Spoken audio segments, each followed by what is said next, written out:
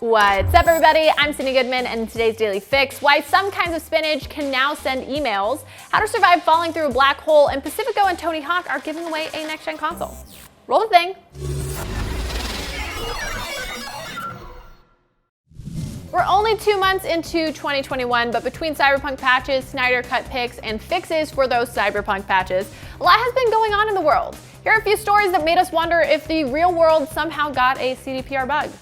In a move that would definitely have Ian Malcolm shaking his head in disapproval, scientists have engineered Spinach to send emails. Why are they doing this? Probably for a lot of reasons, but in this case, it's to help detect landmines underground. This means Spinach is even healthier for you than you thought.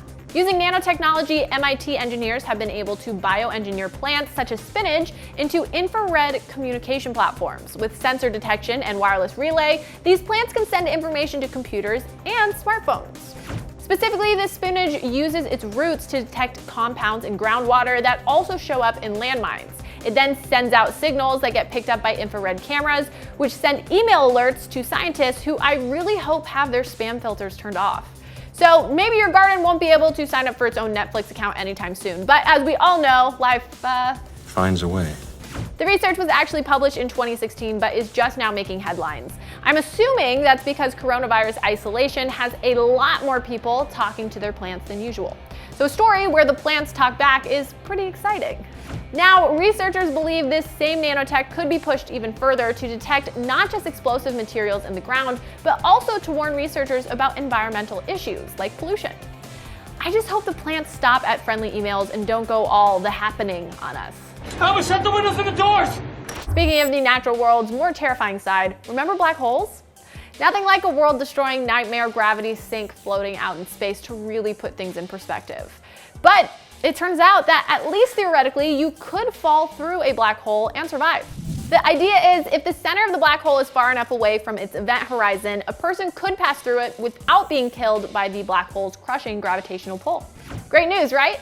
I mean, there wouldn't be any way to get back through, report your findings by any means, or watch Event Horizon ever again. But hey, in this extremely hypothetical and unlikely scenario, you pulled one over on a black hole, and that's pretty cool. According to physicists Leo Rodriguez and Shan Rodriguez, there are two kinds of black holes, regular or stellar size, and supermassive. To give you some idea, the extra large variety is 4 million times the mass of our sun, with an event horizon radius that's 7.3 million miles wide. That leaves plenty of space to drift through while avoiding the center. In a normal black hole, you'd be too close and the black hole would immediately stretch you out like spaghetti noodles in space. Even getting through the supermassive black hole wouldn't be a great time though. Like I said before, there is no way to send a message back through it. The reception is absolute garbage out there, so. Plus, it would still be just a matter of time and space until you were eventually postified in the black hole. Not exactly a positive PR win for black holes, but hey, at least you can't get killed instantly by all of them, and that is progress. Finally, if you're like me, when you're not hosting a daily news show on the interwebs, you spend every waking hour thinking about how truly bananas the pioneering Tony Hawk video game franchise became. Phew, glad I'm not the only one. Because all week we're grinding through my favorite off-the-wall Tony Hawk moments presented by Pacifico.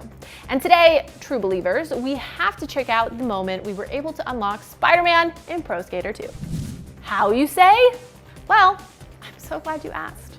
Back then, Neversoft owned the rights to both Tony Hawk and Spider-Man, and let's face it, if you had the character model for Spider-Man and had the opportunity to put him in your skateboarding game, are you backing down?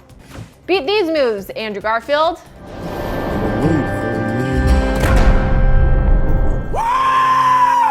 And that is why I love Tom Holland so much. For even more Tony Hawk love, be sure to check out Pacifico's Tony Hawk Pro Skater Challenge live stream on February 18th at 5 p.m. Pacific, which will be streaming on IGN's homepage, YouTube, Twitter, and Twitch channels. You'll have the chance to enter the sweepstakes where one grand prize winner will walk away with a next-gen console, gaming headset, chair, Tony Hawk's Pro Skater 1 and 2, 55-inch 4K TV, and a mini fridge. Also, 30 lucky winners will receive an Astro A40 headset. And as a Daily Fix, I'm Cindy Goodman, and I hope your day is as awesome as you are. Now that you're all caught up on the news, check out our video review of Persona 5 Strikers. Download the IGN app on all your mobile devices. Subscribe to Daily Fix on Snapchat, and for all things everything else, IGN.com.